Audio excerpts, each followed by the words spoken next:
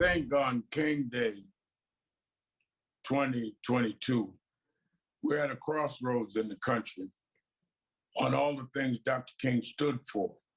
We are debating voting rights. We are debating police reform.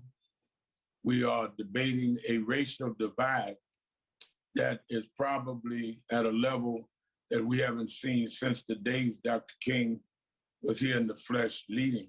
Reverend Al Sharpton wasn't mincing words as he reflected on the work that he says needs to be done to achieve Dr. King's dream.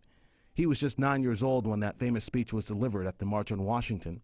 In the years since, Sharpton has become a prominent voice in the civil rights conversation. Recently in Atlanta with President Biden, as the president tried to salvage his voting rights legislation. I was sitting next to Reverend Jesse Jackson, who was a mentor of mine when I was a teenager, all the way until now, and Andrew Young was one of my heroes.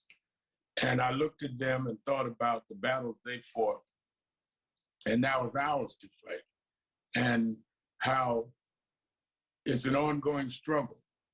And it is not a time for celebrating if we're not going to duplicate and continue the fights that Dr. King had for voting rights. While some political analysts have described the voting rights bill as dead, Sharpton sees glimmers of progress elsewhere, specifically in the courtroom, with the recent string of convictions following the killings of black men in America.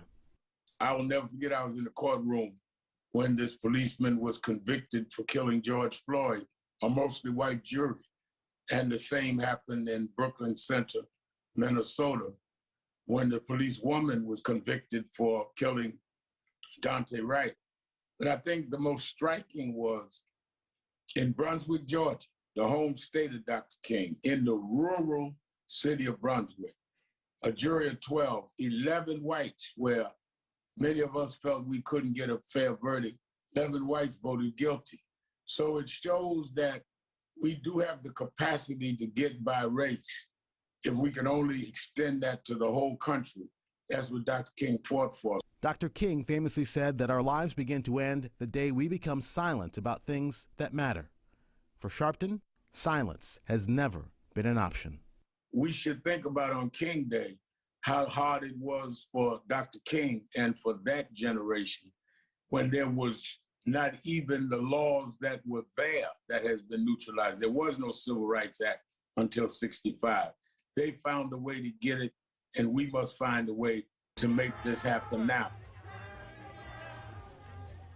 And Sharpton says they're not going to let up on the pressure, even if voting rights does not get through Congress this week. By the way, he just published a book about some of the country's lesser-known civil rights champions. It's called Righteous Troublemakers, Untold Stories of the Social Justice Movement in America.